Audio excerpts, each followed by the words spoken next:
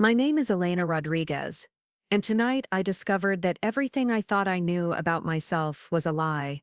For 26 years, I've been the family disappointment, the girl who barely graduated college, who bounces between dead-end jobs, who can't seem to get her life together. But when Dad's client walked into our dining room tonight, looked straight at me and said, "Welcome back, General," my entire world shattered. I'd love to know which corner of the globe you're watching from. And if this story speaks to you, make sure to subscribe. Tomorrow's video is one you absolutely can't miss. The thing is, I don't remember being a general. I don't remember serving in any military. Hell, I can barely remember what I had for breakfast this morning. But when those words hit my ears, something deep inside me straightened up and saluted before I even realized what I was doing. And now there's this voice in the back of my head whispering a name that isn't mine. Rebecca. Who is Rebecca? And why does everyone suddenly look terrified when they realize I might remember?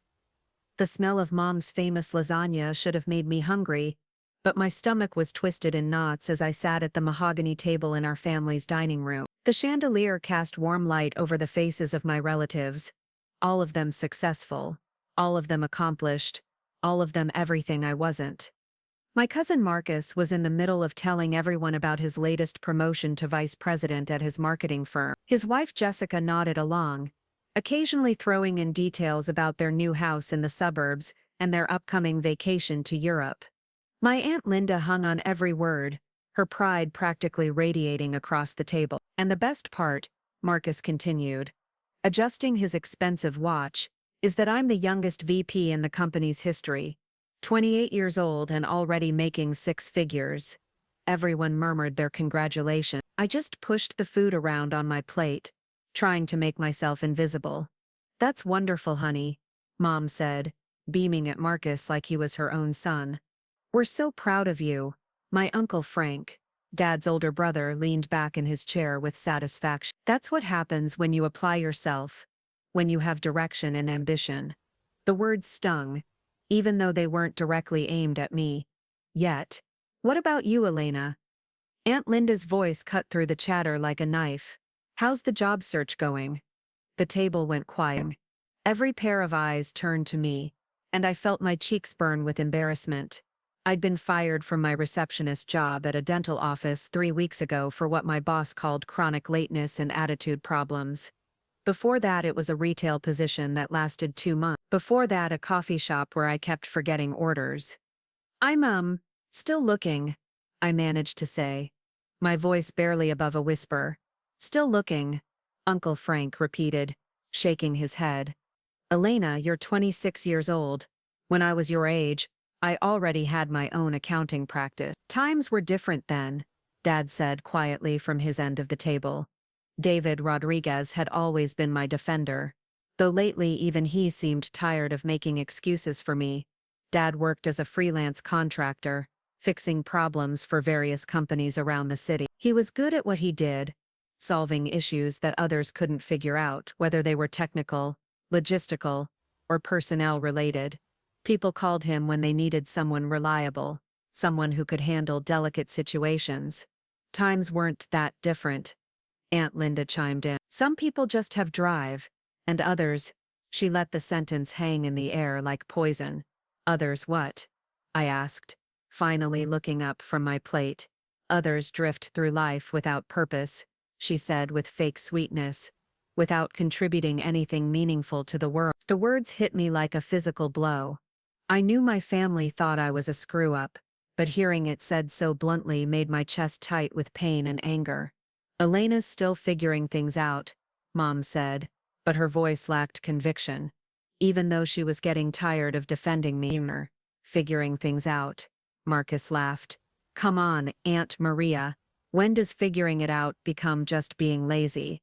"I'm not lazy," I said, my voice stronger now. "I work hard at every job I get." "Do you think so?" Jessica asked, tilting her head with mock concern. "Because from what we hear, you can't seem to hold down any position for more than a few months." The room felt like it was spinning. These people were supposed to be my family, but they were tearing me apart like vultures. "Maybe the problem isn't the jobs," Uncle Frank said, cutting his lasagna with sharp, aggressive movements. Maybe the problem is attitude, work ethic, personal responsibility. Frank, Dad warned, his voice carrying an edge. I rarely heard. No, David, someone needs to say it. Uncle Frank continued. We've all been tiptoeing around this for years. Elena is 26 years old, and she's accomplished nothing. She has no career, no direction, no goals. She's worthless. The word hit me like a slap across the face. Worthless. The one thing I'd always feared my family thought about me, finally spoken out loud. Tears burned behind my eyes, but I refused to let them fall. Not here, not in front of these people who already saw me as. That's enough, Dad said, standing up so quickly his chair scraped against the hardwood floor. Is it enough though? Aunt Linda pressed. David, you and Maria have been enabling this behavior for years, making excuses, bailing her out financially, letting her live at home while she bounces from one dead-end job to another.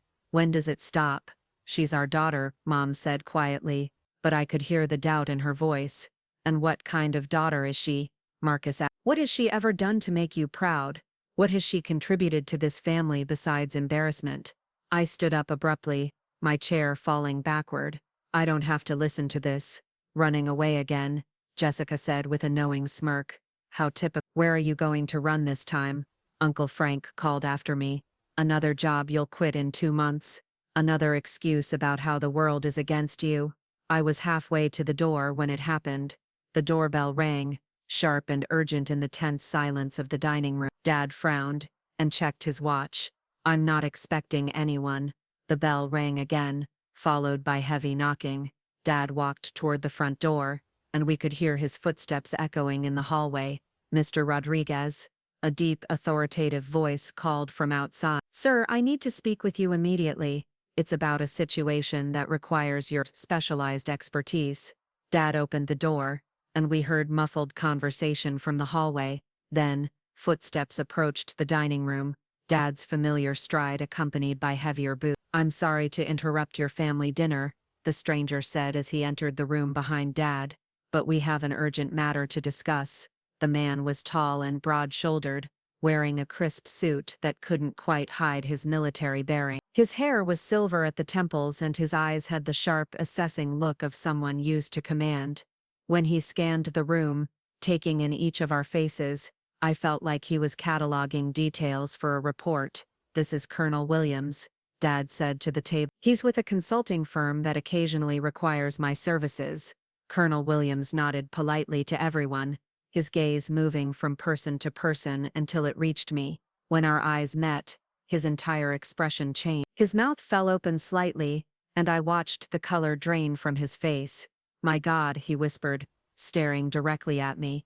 It can't be. Everyone turned to look at me, confusion written across their faces. I felt just as lost as they looked. I'm sorry, I said quietly. Do I know you? Colonel Williams took a step closer, his eyes never leaving mine. He seemed to be searching for something, some sign of recognition that I couldn't give him. Rebecca, he said softly, and the name hit me like lightning. Rebecca Chen. The room started to spin. That name, why did that name make my heart race? Why did it feel familiar and foreign at the same time? I think you have the wrong person, I managed to say. My name is Elena Rodriguez. But Colonel Williams was already straightening his attention. He brought his hand up in a crisp, military salute, his voice filled with respect and something that sounded like relief. General Chen, he said formally, welcome back. The silence that followed was so complete you could hear the tick of the grandfather clock in the corner. My family stared at me like I'd grown a second head. Uncle Frank's fork was frozen halfway to his mouth. Aunt Linda's wine glass trembled in her hand. And I was staring at Colonel Williams, wondering why my body had automatically started to return his salute before my brain caught up and stopped me.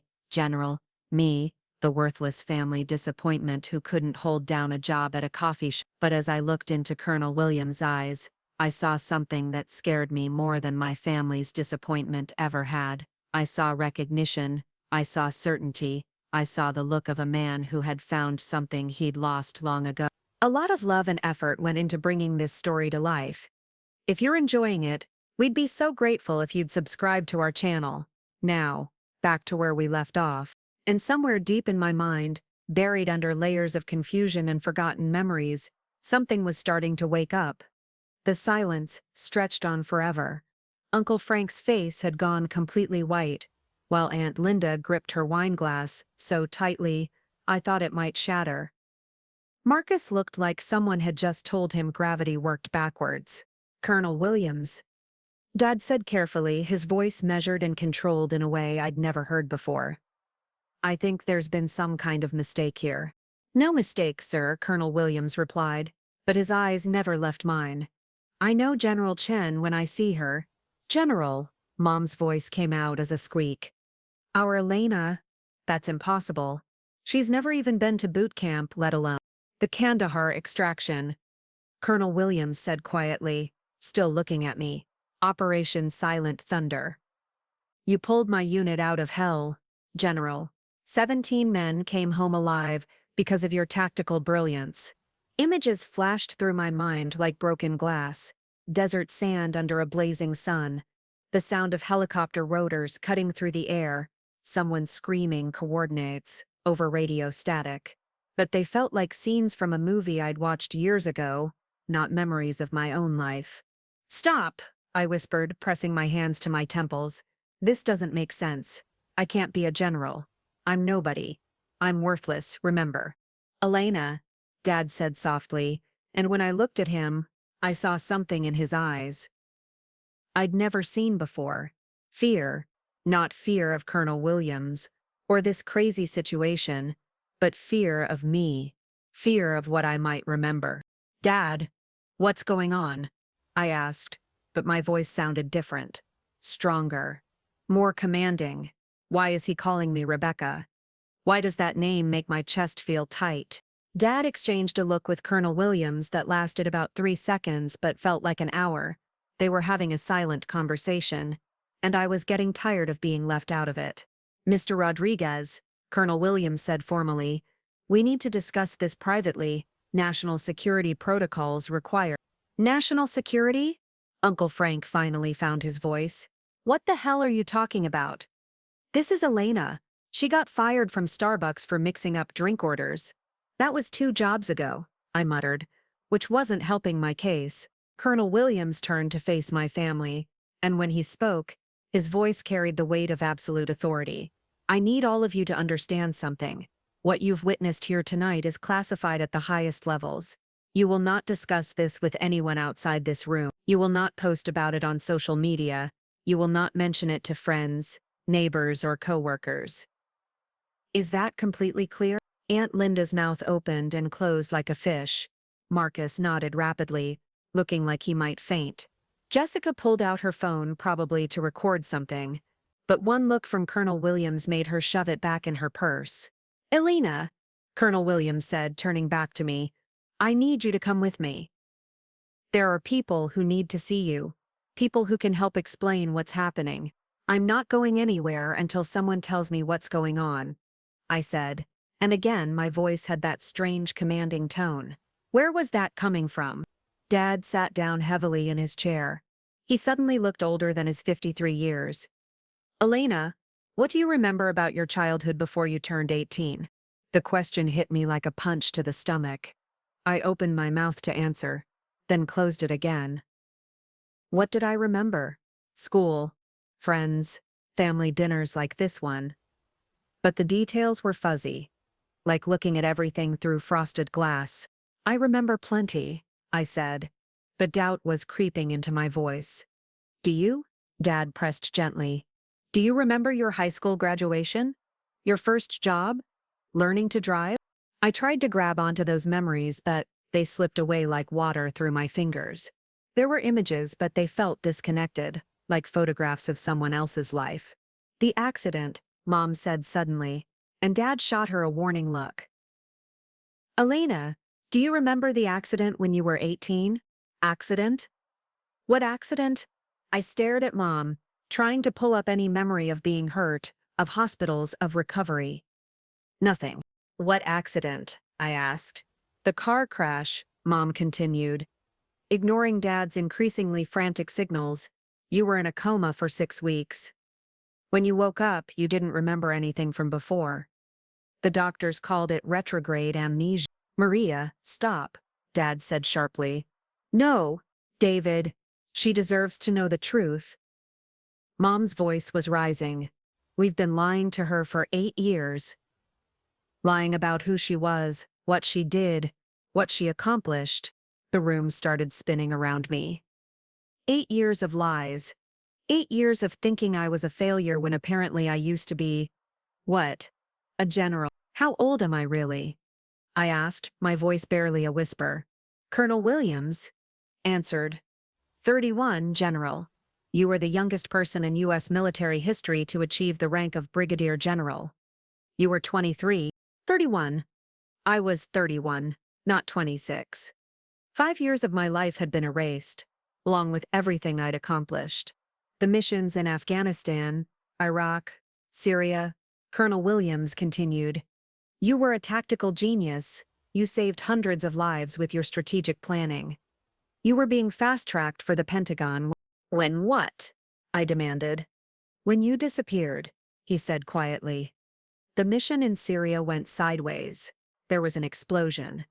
We found your dog tags in the rubble, but nobody. We held a memorial service. Your parents were told you died in service to your country. I looked at Dad, who was staring at his hands like they held all the answers in the world. But I didn't die. You showed up here 8 years ago, Dad said without looking up. Injured, confused, with no memory of your military service. You kept asking us who Rebecca Chen was, but you insisted your name was Elena Rodriguez. The doctors said forcing you to remember could cause permanent psychological damage. So you let me believe I was your biological daughter, I said, pieces clicking into place. You let me think I was a screw-up who couldn't do anything right. We were protecting you, Mom said, tears streaming down her face. There were people looking for you, people who wanted to hurt you because of the missions you'd completed. What people? Colonel Williams asked sharply. Mrs. Rodriguez. What people? Dad finally looked up. The Syrian operation. Elena. Rebecca. She discovered something big.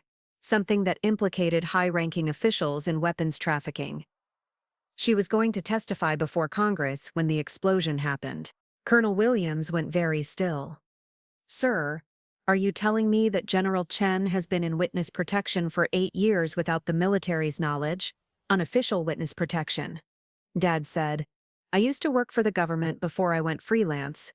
I knew how to create a new identity, how to hide someone who needed to disappear. The magnitude of this hit me like a truck. My entire life for the past 8 years had been a carefully constructed lie.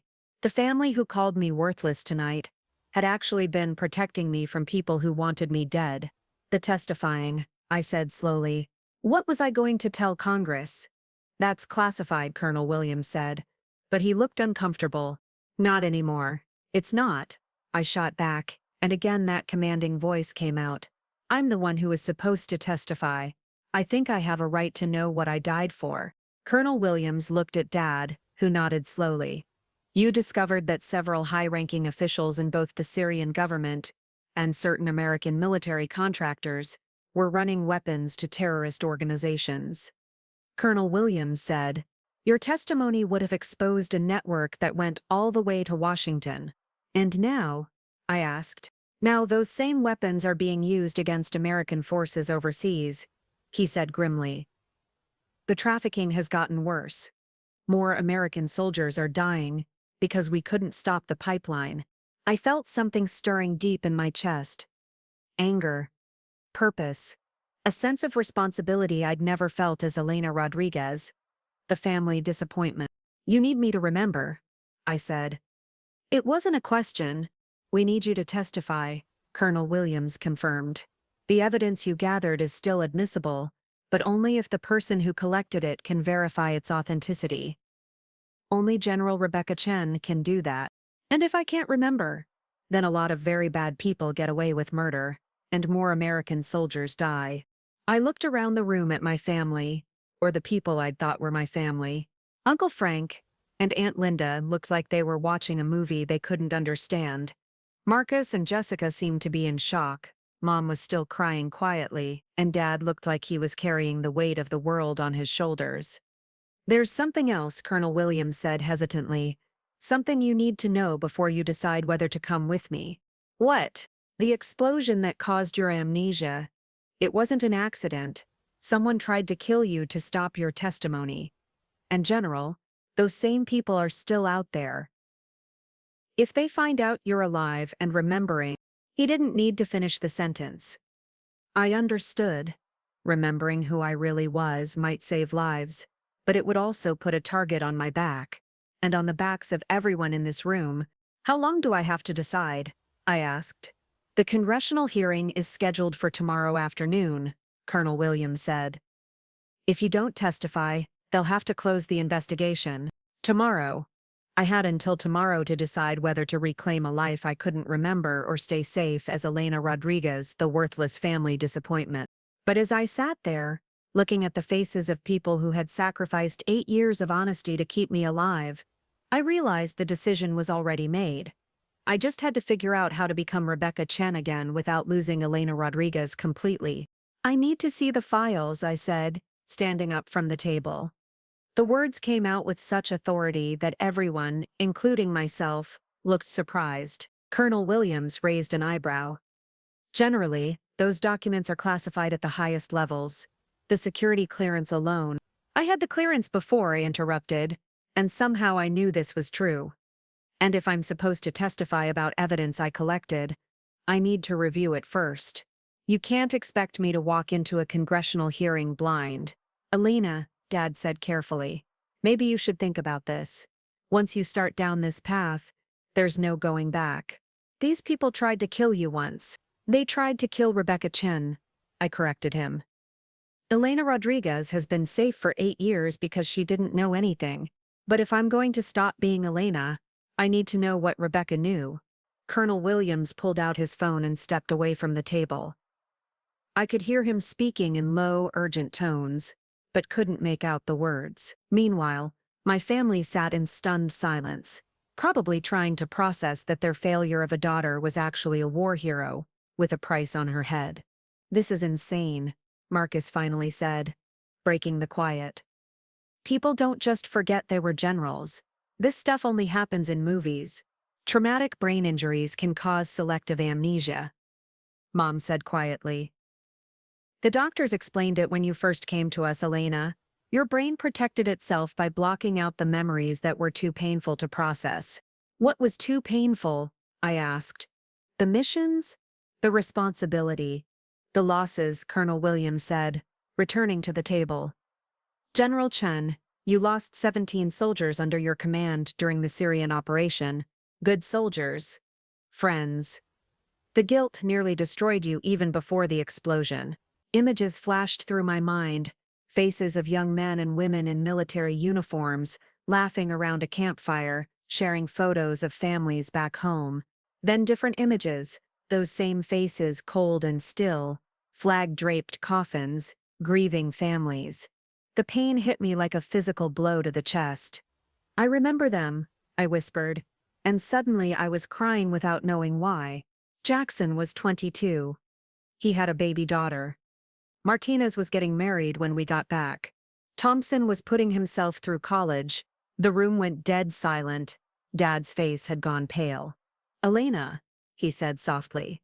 But I wasn't Elena anymore. The memories were flooding back like water through a broken dam.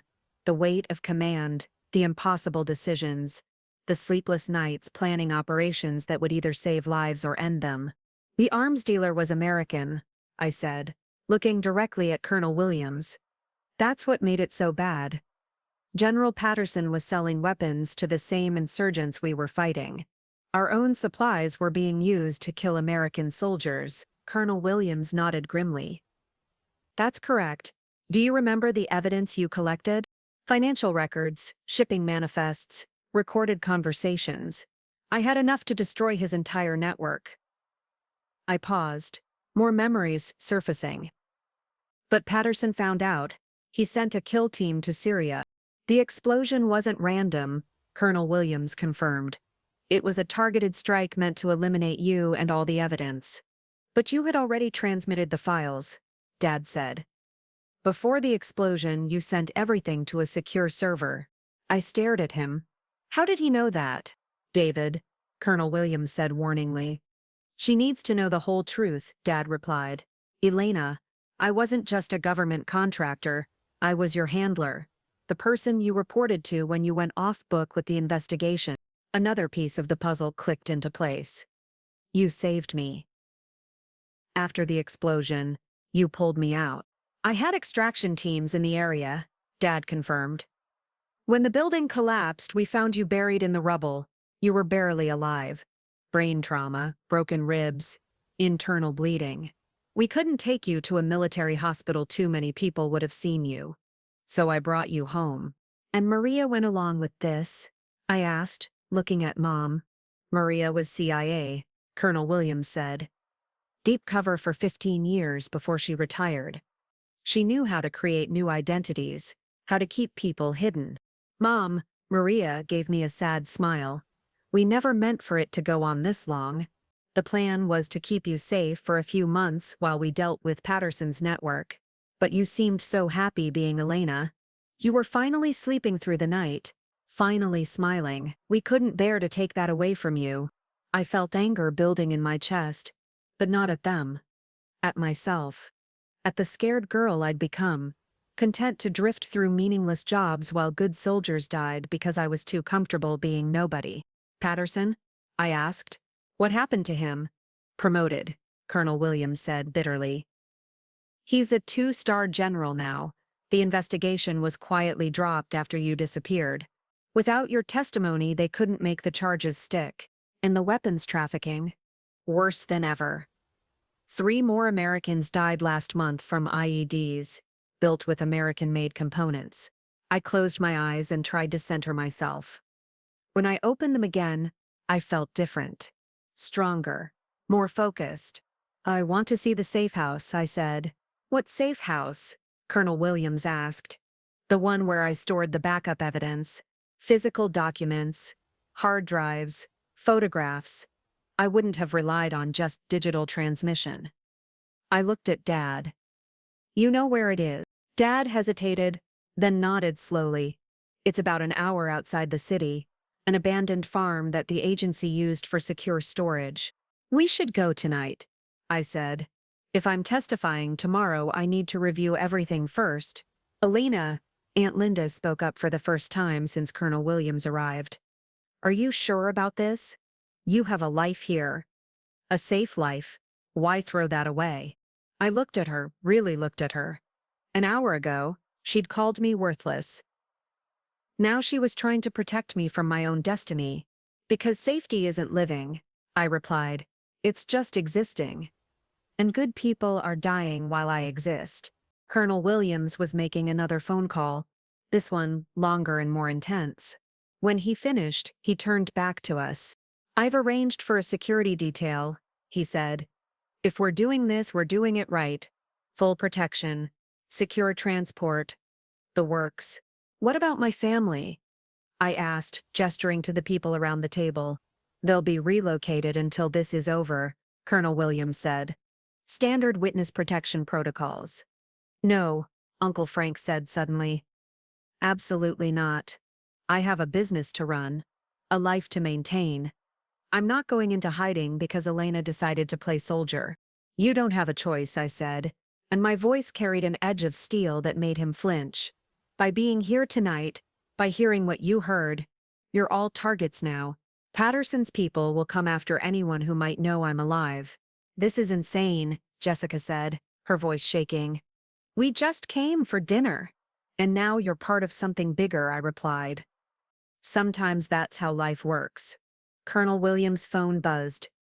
He answered it, listened for a moment, then his face went grim. We need to move. Now. He hung up and looked at me. General, we just intercepted communications, suggesting Patterson's people are already mobilizing. They know someone was asking questions about the old investigation. How is that possible? Dad asked. Someone's been watching, Colonel Williams said. probably monitoring any inquiries into the Syrian operation. The moment I pulled your file today, it triggered alerts. So they're coming, I said. It wasn't a question. They're already here, Colonel Williams replied, walking to the window and peering through the curtains. Two unmarked vehicles just pulled up across the street. The dining room erupted into chaos. Aunt Linda started crying. Marcus was demanding explanations, and Jessica was frantically trying to call someone on her phone. Everyone quiet, I commanded, and the authority in my voice cut through the panic like a blade. Dad, is there a back exit from this house? Through the kitchen, into the garage, he replied. Mom, how many cars are in the garage? 2. Your dad's truck and my sedan. Colonel, how many hostiles are outside? At least 6 that I can see. Probably more positioning around the perimeter. I felt my military training clicking into place like pieces of a puzzle. The scared, uncertain Elena was gone. In her place stood someone who had commanded troops in combat zones, someone who had made life-and-death decisions under pressure. Here's what we're going to do, I said, and everyone turned to listen. We split into 2 groups. Dad, take Mom and the relatives in the truck. Colonel Williams and I will take the sedan. We'll leave simultaneously, in different directions. Lena, I'm not leaving you, Dad said. You're not leaving me, I replied. You're protecting civilians. That's an order. Dad looked like he wanted to argue, but something in my expression stopped him. He nodded once, sharply. Where do we meet? He asked. The safe house. 1 hour. I turned to Colonel Williams. Can your people provide cover? ETA 5 minutes for backup, he said. Then we wait, I decided. But we get ready to move fast. As we prepared for what might be our last stand in the house where I'd spent 8 years forgetting who I really was, I realized something important. I wasn't just remembering how to be Rebecca Chen, the general. I was discovering how to be both Rebecca and Elena, someone with the strength to fight and the heart to protect the people she loved. The 5 minutes felt like hours. I positioned myself by the kitchen window, watching the shadows move across the yard. Colonel Williams had found Dad's hunting rifle in the hall closet and was checking the ammunition. My family huddled near the garage door, looking like deer caught in headlights. Movement on the south side, I whispered to Colonel Williams. 2 figures approaching the back fence. The north side's clear for now, he replied. But they're setting up a perimeter. Classic containment formation. I felt a strange calm settling over me. This was familiar territory, not the suburban kitchen but the tactical situation. The weight of responsibility, the need to assess threats and protect assets. My assets just happened to be the people who'd called me worthless an hour ago. Elena, Mom whispered from the garage door. What if we don't make it out? We will, I said with certainty. I didn't know I possessed. I didn't survive in Syria to die in a kitchen in Denver. My phone buzzed. Unknown number. I answered it. General Chin. The voice was smooth, cultured, with just a hint of a southern accent. Or should I call you Elena Rodriguez? Such a charming little life you've built. Patterson? I said, and Colonel Williams' head snapped toward me. Very good. I see the memories are coming back. That's unfortunate. I'd hoped you'd stay buried forever. 8 years of hiding, and you're still trafficking weapons to terrorists. How does it feel knowing American soldiers are dying from your greed? Practical economics, my dear. Wars need weapons. I simply ensure supply meets demand. Through the window, I could see a figure with a rifle positioned behind our neighbor's garden shed. Another was crouched near the front gate. They weren't trying to hide anymore. What do you want, Patterson? I want you to walk out the front door, alone, and get in the black SUV. Your family stays unharmed, and this all ends quietly. And if I refuse, then we burn down the house with everyone inside, and tell the authorities it was a gas leak. Tragic accident. The grieving Rodriguez family and their mysterious house guest who died in the flames. I looked at my family. Dad gripping his truck keys, Mom trying to comfort a sobbing Aunt Linda, Marcus and Jessica holding each other like the world was ending.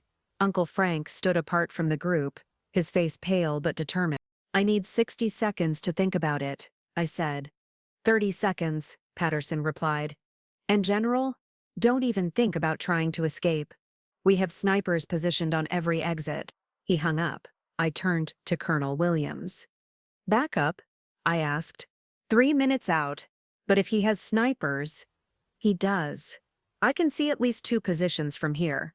I moved away from the window. "New plan? We're not running. We're fighting." "Alina." "No," Dad said urgently. "There are too many of them." "Dad? I spent 3 years in active combat zones. I know how to handle overwhelming odds." I looked around the kitchen, cataloging potential weapons and defensive positions. "Mom, is there a basement in this house?" "Yes." "But access from the kitchen? Through the pantry." "Why?" "Because we're going to make them come to us." I turned to my family. "Everyone into the basement." "Now, I'm not hiding in a basement while you fight," Uncle Frank said suddenly. Everyone turned to stare at him. "I may not understand all this military stuff, but this is my family too. If they want to hurt us, they'll have to go through me." I studied his face. The same man who'd called me worthless was now volunteering to stand and fight. "Can you handle a weapon?" "I've been hunting since I was 12. Colonel Williams tossed him a pistol from somewhere under his jacket. "Point and shoot. Don't think. Just react." "What about the rest of us?" Marcus asked, and I was surprised to hear determination instead of fear in his voice. "You protect the women and call for help." "But Marcus, if those men get past us, you run. Don't try to be a hero." "You're my cousin," he said simply. "Heroes run in the family, apparently." My phone rang again. "Patterson." "Time's up, General. I have a counteroffer," I said, moving to the front window. I could see the black SUV parked across the street, engine running. "You and me, face to face. No weapons. If you win, you get what you want. If I win, you turn yourself in." Patterson laughed. "You always were arrogant. What makes you think I'd agree to such ridiculous terms?" "Because you're curious," I said, watching as a figure emerged from the SUV. Even from a distance I could see the silver hair and military bearing. "You want to know how much I remember. You want to know what evidence I might have hidden. And you want to prove that you're better than the soldier who almost destroyed your entire operation. Interesting, but why would I risk hand-to-hand combat when I have overwhelming firepower?" "Because you're not just a criminal, Patterson. You're a soldier. And soldiers settle things like soldiers." There was a long pause. Then, "Front yard, 2 minutes." "Come alone."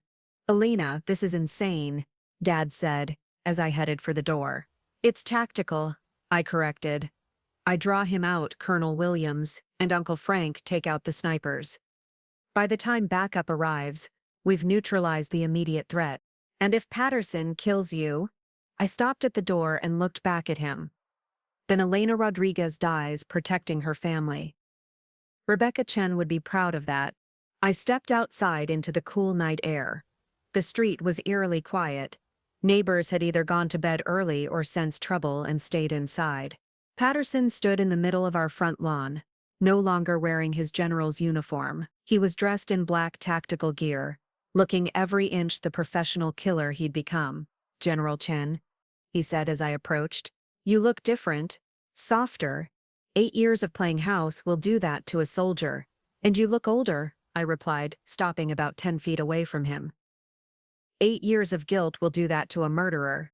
"Guilt?" he laughed. "I sleep perfectly well at night. War is business, and business is good. Tell that to the families of the soldiers who died from your weapons. They died serving their country. I just made sure their deaths were profitable." Without warning, he lunged forward. 8 years of forgotten training kicked in as I sidestepped his attack and drove my elbow into his ribs. He grunted but recovered quickly, spinning to catch me with a backhand that sent me stumbling. "Still got some fight in you," he said, circling me like a predator. "Good. This would be boring otherwise. He came at me again, this time with a knife. I hadn't seen him draw. I grabbed his wrist and twisted, using his momentum to throw him over my shoulder. He hit the ground hard, but rolled back to his feet, the knife still in his hand. "You always were resourceful," he said, wiping blood from his split lip. "But resourcefulness won't save you this time." Behind him, I could see movement in the shadows. Colonel Williams and Uncle Frank moving into position, just a little longer. "You want to know what I remember, Patterson?" I said, keeping his attention focused on me. "I remember everything. The bank accounts in the Cayman Islands, the warehouse in Tijuana. The contact list has 37 names, including 2 senators and a Supreme Court justice." His expression changed. Fear flickered across his face for the first time. "You're bluffing." "Am I?" "I remember the safe deposit box in Switzerland, the one with the photographs of your meeting with Khalil Hassan, the ones that show you personally handing over the weapons specifications." "That's impossible. Those photos were destroyed." "Were they?" I smiled, and I could see him starting to panic. "Guess you'll find out when I testify tomorrow." He raised the knife and charged, but this time, I was ready. I caught his arm, spun inside his guard, and drove my knee into his solar plexus. As he doubled over, gasping for air, I grabbed the knife and held it to his throat. "It's over, Patterson." "Is it?" he wheezed. "Kill me, and my people will hunt down everyone you've ever cared about. Let me live, and maybe we can make a deal." I heard footsteps behind me, Colonel Williams and Uncle Frank, emerging from the shadows, weapons trained on Patterson's men who were slowly dropping their rifles and raising their hands. "Here's my deal," I said, pressing the knife a little closer to his throat. "You're going to call off your people, then you're going to tell me where the current weapons shipments are hidden, and then you're going to spend the rest of your life in federal prison. And if I refuse," I leaned closer and whispered in his ear, "then Elena Rodriguez disappears forever, and Rebecca Chen takes over. And you know what she's capable of." Patterson looked into my eyes and saw something that made him go very still. He knew, in that moment, that the scared girl who couldn't hold down a job was gone. In her place stood a general who had commanded soldiers in combat, who had made impossible decisions, who had survived assassination attempts and torture. "I'll make the call," he said quietly. As sirens wailed in the distance and Colonel Williams moved to secure the other attackers, I realized something important. I wasn't choosing between Elena and Rebecca anymore. I was both of them. The compassionate woman who had learned to love a family that wasn't her own, and the warrior who would do whatever it took to protect them. And that combination made me more dangerous than Patterson had ever imagined. The congressional hearing room was packed. Cameras lined the walls, reporters filled the gallery, and the committee members sat behind their imposing wooden bench like judges preparing to decide the fate of nations. I adjusted the microphone in front of me and looked out at the sea of faces, searching for familiar ones. Dad sat in the front row, still wearing a bandage from where one of Patterson's men had clipped him during the capture. Next to him, Mom kept glancing at the exits. Old habits from her CIA days. Uncle Frank, surprisingly, had insisted on coming despite the security risks. He sat ramrod straight, wearing his best suit, looking proud in a way I'd never seen before. "General Chen," the committee chairman began, "or do you prefer to be addressed by your former civilian identity?" "Rebecca Chen will do, Senator Morrison," I replied. Elena Rodriguez was a cover identity designed to protect me and the evidence I'm about to present. I'd spent the entire night at the safe house, surrounded by boxes of documents, hard drives and photographs that told the story of a conspiracy reaching into the highest levels of government. The memories had come flooding back completely now, not just of the missions and the firefights, but of the meticulous investigation that had nearly cost me my life. "General Chen, you disappeared 8 years ago during Operation Desert Shield in Syria. The official record states that you were killed in action. Can you explain how you're sitting before us today?" I was targeted for assassination by individuals who wanted to prevent me from testifying about weapons trafficking between American military contractors and terrorist organizations. The explosion that was meant to kill me instead caused severe brain trauma and selective amnesia. Senator Williams, a stern woman from Texas, leaned forward. You're asking us to believe that you've spent 8 years with no memory of these alleged crimes, and now, conveniently, you remember everything just in time for this hearing. I'm not asking you to believe anything, Senator, I replied calmly. I'm presenting evidence. Physical evidence that has been stored in a secure location for 8 years waiting for this moment. I nodded to Colonel Williams, who activated the large screen behind me. The first document appeared, a bank transfer record showing $50 million moving from Patterson's personal account to a weapons manufacturer in Turkey. This transfer, dated 3 months before the Syrian operation, represents payment for advanced date IED components that were later used against American forces. The components were identical to those found in devices that killed 17 soldiers under my command. The room went completely silent. Even the reporters stopped taking notes. General Patterson has been arrested and is cooperating with authorities, I continued, but his network extends far beyond one corrupt officer. The next slide showed a photograph, Patterson shaking hands with a man in expensive clothes against the backdrop of a luxury yacht. This is Patterson meeting with Viktor Kozlov, a known arms dealer with ties to 3 different terrorist organizations. The meeting took place 6 weeks before Patterson authorized the sale of military-grade explosives to Kozlov's front company. Senator Morrison was studying the photograph intently. General Chen, how did you obtain this image? I was undercover at this meeting, Senator. For 6 months I posed as a corrupt logistics officer, willing to sell information. I documented every transaction, every meeting, every wire transfer, and you did this without authorization from your superiors. I paused, choosing my words carefully. My authorization came from my oath to protect American soldiers, Senator. When I realized that weapons meant to defend our troops were being sold to the people trying to kill them, I felt that oath superseded normal chain of command protocols. Senator Williams looked skeptical. That's a very convenient interpretation of military law, General. With respect, Senator, there's nothing convenient about watching good soldiers die from American-made weapons. There's nothing convenient about discovering that officers you trusted were profiting from those deaths. I clicked to the next slide, a list of names and account numbers. This ledger details payments made to 37 individuals over a period of 2 years. The amounts range from $100,000 to $5 million. Every person on this list either facilitated weapons sales, provided false documentation, or used their position to cover up the trafficking. A murmur ran through the gallery. Some of the names on the list were recognizable: senators, Pentagon officials, defense contractors. General Chen, Senator Morrison said carefully, these are very serious accusations against very powerful people. They're not accusations, Senator, they're documented facts. Every name on that list corresponds to bank records, recorded conversations, or photographic evidence of meetings with known terrorists. I thought about the conversation I'd had with Patterson in his cell earlier that morning. He'd been broken, desperate, offering to give up his entire network in exchange for a reduced sentence. He'd confirmed what I'd suspected for years, that the corruption went all the way to the top. There's something else, I said, and the room leaned forward collectively. The weapons trafficking didn't stop when I disappeared. If anything, it got worse. Over the past 8 years, American-made weapons have been used in 17 major terrorist attacks worldwide.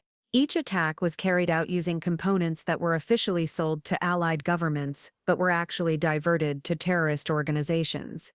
Senator Williams shuffled through some papers. Do you have proof of these recent activities?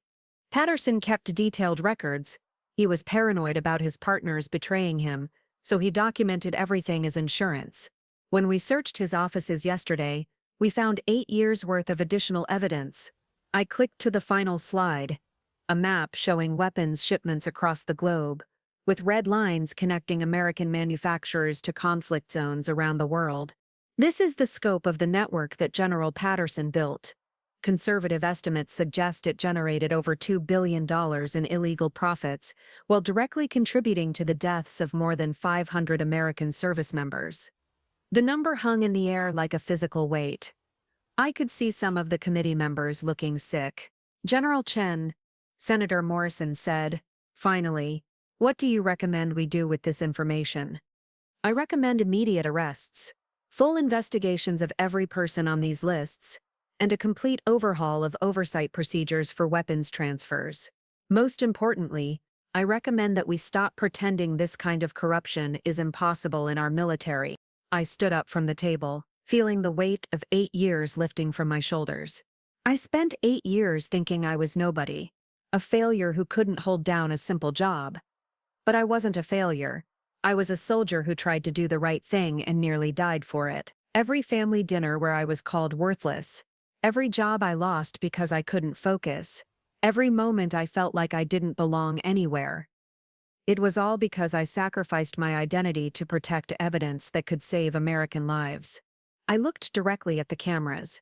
To every soldier watching this, to every family member who has lost someone to these weapons, to everyone who has been told they're worthless, you matter.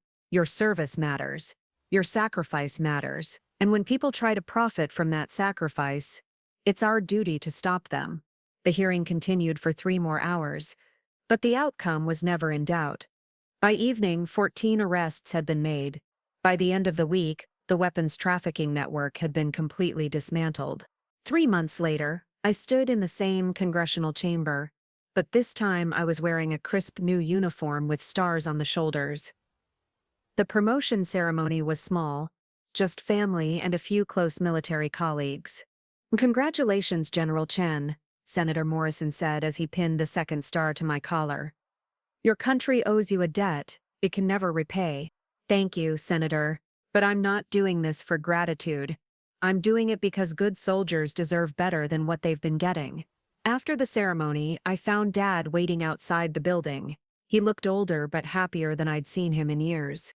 So, what now? He asked. Back to active duty. Another dangerous assignment? Actually, I said, I've been thinking about that. The Pentagon wants me to head up a new oversight committee for weapons transfers. Make sure this never happens again. And Elena Rodriguez? I smiled. Elena Rodriguez was never worthless. She was just a different version of me, the version that learned how to be human instead of just a soldier.